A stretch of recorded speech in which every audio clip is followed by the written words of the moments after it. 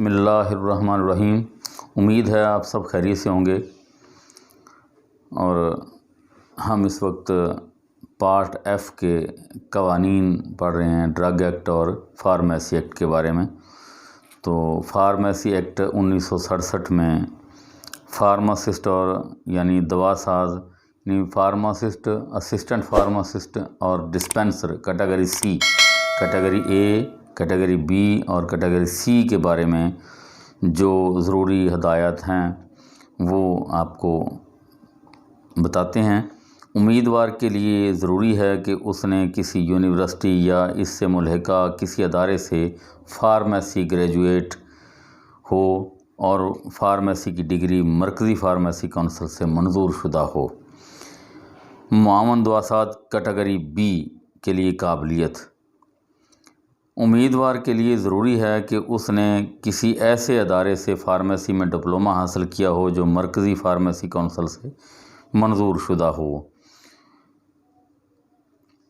امیدوار نے صوبائی فارمیسی کونسل کا اس مقصد کے لیے کوئی امتحان پاس کیا ہو، جیسے امتحان فارمیسی اسسٹنٹ یا فارمیسی ٹیکنیشین۔ فارمیسی اپرینٹس یا کیٹیگری سی کے لیے قابلیت: اگر کوئی ڈرگ انسپیکٹر اور گورنمنٹ اینالسٹ کوالیفائڈ فارماسسٹ نہیں ہے تو وہ کیٹیگری سی میں رجسٹریشن کروا سکتا ہے۔ یعنی یہ پہلے بھی آپ کو بتایا گیا تھا کہ 1958 میں جب پاکستان میں پڑھے لکھے افراد نہیں تھے، جن کے پاس فارمیسی یا فارماسسٹ نہیں تھے، تو اس وقت کم پڑھے لوگوں کو بھی ہم نے یہ تعینات کروایا تھا۔ تو ہم نے دو لفظ میں نے بولا، لیکن ہم نے کا مطلب یہ ہے کہ گورنمنٹ نے یہ ایسا کیا تھا۔ تو پھر ان کو یہ کہا گیا کہ وہ کیٹیگری سی یعنی اپرینٹسشپ حاصل کریں یا ڈسپینسر کلاس کر لیں یا کوئی اس طرح کا ڈپلومہ کر سکتے ہیں، وہ داخلہ لے سکتے ہیں اگر انہوں نے پہلے نہیں کیا ہوا تو۔ کسی سرکاری ہسپتال میں سند یافتہ کمپاؤنڈر یا ڈسپینسر صوبائی حکومت کے نوٹیفائڈ کیٹیگری اے فارماسسٹ نے اپرینٹشپ سرٹیفکیٹ جاری کیا گیا ہو، امیدوار میٹرک سائنس مضامین میں پاس ہو اور امیدوار کے امتحان کے وقت اس کی عمر 17 سال سے کم نہ ہو۔ ویسٹ پاکستان ڈرگ رولز 1958 کے تحت کسی شخص نے اگر کوالیفائڈ پرسن کا امتحان پاس کیا ہو تو وہ بھی اس کا اہل ہے۔ دوا ساز، معاون دوا ساز اور فارمیسی اپرینٹس کے لیے شرائط: یعنی ان تینوں کے لیے شرائط لازمی ہیں۔ یہ آپ ذرا غور کر لیں، سن لیں، آپ کے علم میں ہونا چاہیے۔ کسی عدالت نے امیدوار کو پاگل قرار نہ دیا ہو، یہ ذہن میں رکھ لیں۔ کسی عدالت نے کسی امیدوار کو پاگل قرار نہ دیا گیا ہو، اور کسی عدالت کی جانب سے اخلاقی جرائم میں سزا یافتہ نہ ہو۔ یعنی یہ تھوڑا سا سوچ لیں، آپ سمجھ لیں کہ اگر آپ کسی میڈیکل سٹور کے پروپرائٹر ہیں، مالک ہیں، اور آپ پر کوئی کیس بنا اخلاقی جرم میں، یعنی کسی ڈرگ انسپیکٹر نے آپ کا چلان کیا، وہ آپ کا عدالت میں چلا گیا اور وہاں پر آپ کو سزا ہوئی، تو ایسی سزا ہونے پر آپ کو اس میں داخلہ نہیں ملے گا۔ یہ ذہن میں رکھنا ہے، یہ دونوں شرائط لازمی ہیں۔ کسی عدالت نے امیدوار کو پاگل قرار نہ دیا ہو اور کسی عدالت کی جانب سے اخلاقی جرائم میں سزا یافتہ نہ ہو۔ تو رجسٹریشن کا طریقہ کار سمجھ لیں کہ صوبائی فارمیسی کونسل کے تحت دوا ساز کیٹیگری اے، معاون دوا ساز کیٹیگری بی اور فارمیسی اپرینٹس کیٹیگری سی کی رجسٹریشن کے لیے 3 مختلف رجسٹر تیار کیے جاتے ہیں۔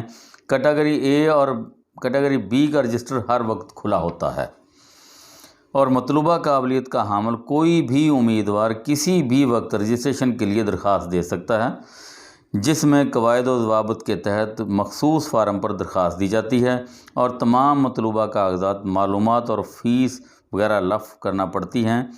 لیکن کیٹیگری سی کا رجسٹر صوبائی حکومت کی اجازت سے کھلتا ہے۔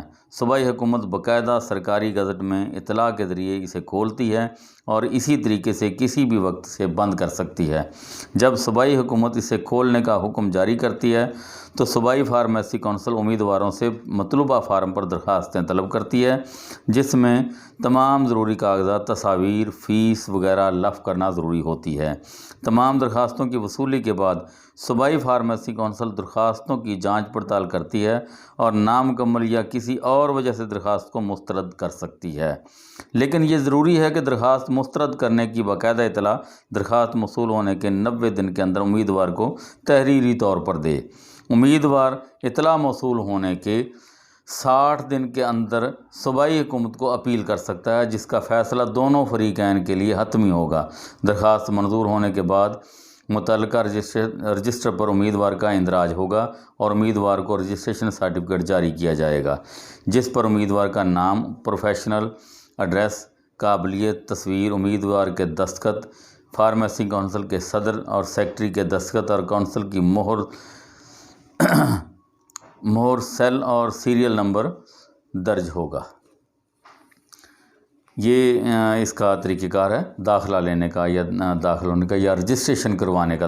یہ طریقہ کار ہے کیٹیگری اے، کیٹیگری بی اور کیٹیگری سی کے لیے۔ ڈرگ ایکٹ 1976، اس کا مختصر تعارف آپ کو بتا دیں۔ پاکستان میں ادویات کی import, export, manufacturing, storage, distribution اور فروخت کو باقاعدہ بنانے کے لیے حکومت پاکستان نے ایک قانون نافذ کیا جو ڈرگ ایکٹ 1976 کہلاتا ہے۔ اس قانون کی 45 دفعات ہیں، جن کے ذریعے مندرجہ بالا امور کے لیے مختلف اتھارٹیز مقرر کی گئی ہیں۔ مثلاً دفعہ 4 میں صوبائی حکومت کو یہ اختیار دیا ہے کہ وہ صوبے میں ادویات کی فروخت کے لیے لائسنس جاری کرے، اور دفعہ 18 میں ڈرگ انسپیکٹر کے اختیارات بیان کیے گئے ہیں۔ دفعہ 23 اور 27 میں ادویات کے جرائم اور ان کی سزا بیان کی گئی ہے۔ دفعہ 31 میں ڈرگ کورٹ کی تشکیل کا طریقہ کار بیان کیا گیا ہے۔ یہ میں کوشش کروں گا کہ آئندہ کسی لیکچر میں دفعہ 1 سے لے کر دفعہ 44 یا 45 تک ہر دفعہ کے بارے میں آپ کو آگاہ کروں کہ دفعہ نمبر کے حساب سے کیا کیا قانون میں لکھا گیا ہے۔ یہ کتاب میں انگریزی میں لکھا ہوا ہے اور یہ کسی کی سمجھ میں نہیں آتا۔ جس نے ہمیں پڑھایا ہے اس نے بہت محنت کے ساتھ اس کی تیاری کی ہے، فارمیسی کونسل سے مشوروں کے ساتھ۔ ویسے بھی اس نے اس کا ترجمہ کیا اور ترجمہ کر کے ہمیں پڑھایا گیا ہے۔ اس کی عام آدمی کو سمجھ نہیں آتی، کئی وکیل بھی اس کو نہیں پڑھ سکتے۔ یہ ڈرگ ایکٹ بہت ہی مشکل اور تھوڑا سا یہ ڈیفیکلٹ ہے۔ تو یہاں جو پڑھانے والوں میں ہمارے استادوں نے جو اس کی تعریف کی ہے تو وہ اس کو گائے بگائے میں یعنی اگلے کسی لیکچر میں بھی 1-2 دن کے بعد میں جو لیکچر آئیں گے ان میں ساری دفعات کے بارے میں انشاءاللہ ذکر کریں گے۔ والسلام۔